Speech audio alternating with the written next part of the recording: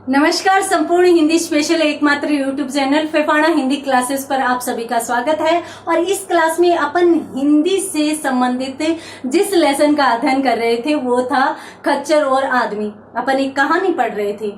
BA part first के लिए कहानी किसके द्वारा रचित? यशपाल की कहानी है। और यशपाल द्वारा रचित भी कौन सी कहानी अपन इस क्लास में पढ़ रहे थे? खच्चर और आदमी। खच्चर और आदमी किस प्रकार से अपने जीवन को बचाने के लिए एक खच्चर मांसाहारी बन जाता है, ये बात अब तक हमें एकांकीकार ने कहानीकार ने बता दी है। देखिए, -45 डिग्री तापमान, चारों तरफ बर्फ की सिलाई, बर्फ की धार, कहीं भी निकलने की गुंजाइश नहीं है। बार बार धार के किनारे पर जाते हैं, दूरबीन से देखते हैं कि भी नीचे का कैसा हाल है, हम नीचे जा सकते हैं या नहीं जा सकते, नीचे जाने का रिस्क ले सकते हैं कि नहीं ले सकते।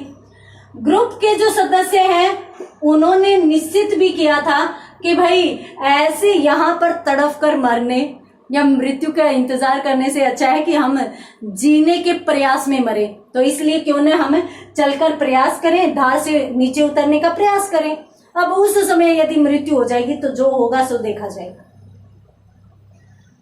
साथ ही साथ ग्रुप लीडर को भी ये बात बताने का सोचा जाता है, ग्रुप लीडर को बताई जाती है और फिर ग्रुप लीडर मना कर देता है कि नहीं भाई ये रिस्क हम नहीं ले सकते।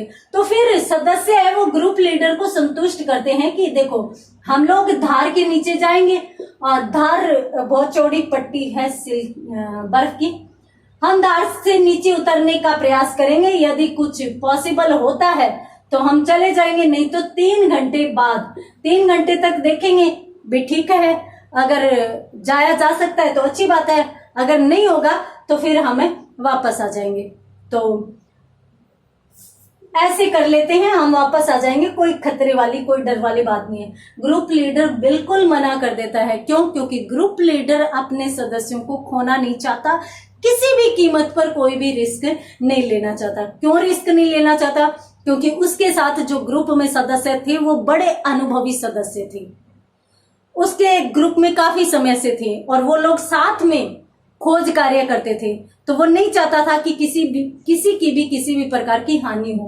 और फिर वो यूं भी कहता है कि भाई हमारे पीछे वाले मैदान में एक मेरा साथी है जो मेरा बहुत अच्छा जानकार है, तो उसे पता है कि भैया उसे ये तो पता है। क्यों? क्योंकि इनको ये तो अंदाजा रहता ही है भी जो लगभग साथ में जाते हैं तो वो कितने टाइम का राशन रखते हैं, कितने टाइम तक उनका जीवन निर्वाह हो सकता है उस राशन से, और किस प्रकार से वो परिस्थितियों का सामना कर सकते हैं या नहीं कर सकते।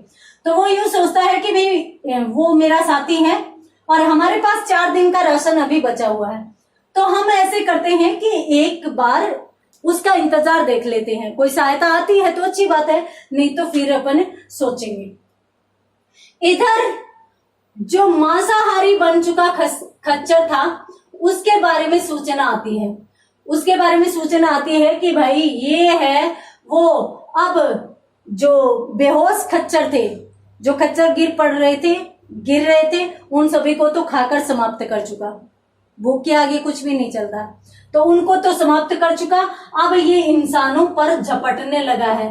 अब यहाँ पर एक शेरेपां का मतलब है कि शेरेपांव नाम गांव का एक आदमी आकर सूचना देता है कि भाई ये खच्चर है वो हमारे लिए भी घातक हो सकता है, हमें भी खा सकता है, इंसानों पर झपट रहा है, तो क्यों न हम इसको गोली मार दें। परंतु ग्रुप लीडर यहाँ पर भी एक निर्णय लेता है और वो यूं कहता है कि नहीं, इसको मारेंगे नहीं, इसको ऐसे करो, इसको सींगों में रस्सी डालकर और इसको बांध दो। इसको बांध देते हैं और फिर ग्रुप लीडर है वो इनको मना कर देता है और साथ ही साथ यूं कहता है कि भाई इसने लगातार कुछ न कुछ खाया है, तो 3-4 दिन तो ये मरेगा नहीं, ठीक है, भूखा रहेगा बिल्कुल भी तो भी नहीं मरेगा। और धूप जैसे निकल रही है तो अब तो 1.5-2 इंच मोटी ही बर्फ बची है, तो लगभग 2 दिन में 2 दिन में ये ऊपर की 1.5 इंच मोटी ये जो बर्फ की पट्टी है ये भी पिघल जाएगी, फिर अच्छी घास निकल आएगी तो ये खा लेगा और इस तरीके से इसका जीवन बच जाएगा। ये ग्रुप लीडर ने तय किया। और जब शेरेपन चला गया तो ग्रुप लीडर ने इसके पीछे की योजना बताई कि भाई अपन इस खच्चर को मारेंगे नहीं, अपन भी 4 दिन का राशन है, अपन रुकते हैं। तो सबने यूं कहा कि ठीक है अपन रुक तो जाते हैं, भी 3-4 दिन का अपने पास राशन है, परंतु 3-4 दिन में भी अपन बहुत कम खा रहे हैं। राशन का मतलब है कि बिल्कुल थोड़ा थोड़ा खाकर अपन 3-4 दिन जीवित रह सकते हैं, बस इतना सा था। तो कहा कि भाई 3-4 दिन यदि अपन इस भोजन पर, इस थोड़े थोड़े जो टीन में जो भोजन था ना उसको खुरच खुरच कर ये लोग खा रहे थे, तो कि इस प्रकार के भोजन को यदि अपन 3-4 दिन और लेंगे तो एनर्जी तो बहुत ही ज्यादा खत्म हो रही है। क्यों? क्योंकि ठंडी बहुत ज्यादा है, सर्दी बहुत ज्यादा है। तो 3-4 दिन और निकालेंगे तो क्या हमारे अंदर इतनी ताकत रहेगी कि उसके बाद हम नीचे उतर सके? तो ग्रुप लीडर फिर ये योजना बताता है कि देखो ये मेरा साथी है, ये हो सकता है जब तक उसको पता है कि 4 दिन तक ये निकाल लेंगे अपना, तो वो कोई न कोई सहायता भेज देगा। और यदि वो सहायता नहीं भी भेजता है तो फिर ये खच्चर हमारे काम में आएगा। फिर ग्रुप लीडर ने ये भी कहा कि भाई पैराफिन होता है जिससे खाना जलाते हैं, तो कि पैराफिन कम से कम खर्च किया जाए और भोजन भी कम से कम लिया जाए। और यूं है कि कॉफी के प्यालों से ज्यादा काम निकाला जाए, कॉफी पीकर ज्यादा से ज्यादा काम निकाला जाए। क्यों निकाला जाए? इसलिए ताकि जैसे तैसे ये दिन निकल जाए। और यदि फिर भी सहायता नहीं आई तो उसके बाद यानी 3-4 दिन के बाद अपन इस संबंध में प्रयास करेंगे, अपन नीचे जाने का प्रयास करेंगे। नीचे जाने का प्रयास क्यों करेंगे? क्योंकि इस दौरान 3-4 दिनों में धूप खिलेगी, तो धूप खिलेगी तो हो सकता है कि बर्फ हट जाए और जाने का रास्ता बन जाए। और इस प्रकार से ये सब लोग खड़े थे। तो ग्रुप लीडर एक तरफ इशारा भी करता है कि देखो वहां से, मतलब एक जगह ऐसी है जहां से बर्फ है वो लगभग पिघल चुकी है, तो उसके लिए कहता है कि वहां से अपन है वो निकल सकते हैं, अपन वहां से जा सकते हैं। तो एक सदस्य ने यूं कहा कि तो जब जाने की बारी आई तो प्रयास तो करना पड़ता है, तो उस समय हमारी ताकत के लिए क्या होगा, खाएंगे क्या हम? तो फिर ग्रुप लीडर बताता है, जो कल की क्लास में मैंने बता दी थी कि भी उस समय हमारे खच्चर काम आएगा। और इसीलिए वो कहता है कि पैराफिन कम से कम जलाया जाए। क्यों? क्योंकि इसको पकाने के लिए हमें ज्यादा से ज्यादा ईंधन की आवश्यकता पड़ेगी, तो पैराफिन को बचा कर रखा जाए और इसको खाकर ही हम यहाँ पर प्रयास करेंगे। इस प्रकार से ये निर्णय किया गया, परंतु फिर भी बहुत मुश्किल था। एक एक दिन निकालना, एक एक दिन एक पहाड़ के समान, एक युग के समान बीत रहा था। एक एक घंटा बहुत मुश्किल से बीत रहा था। और ठंडी है वो जकड़े जा रही थी, हालत बहुत ही ज्यादा गंभीर हो रखी थी, परंतु रास्ता कोई भी नजर नहीं आता था। 1 दिन, 2 दिन, 5 दिन, 8 दिन, 10 दिन, 11 और अब 16 दिन हो चुके, परंतु कहीं भी कोई भी सहायता की उम्मीद नहीं, वापस जाने की संभावना नहीं।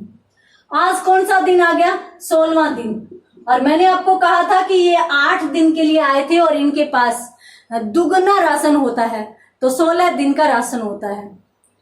मनुष्य सोच समझ कर चलता है। अगर 8 दिन के लिए ही ये राशन लाते तो ये कैसे बच पाते? परंतु सोच समझ कर देखिए, पशु और मनुष्य में यही अंतर होता है।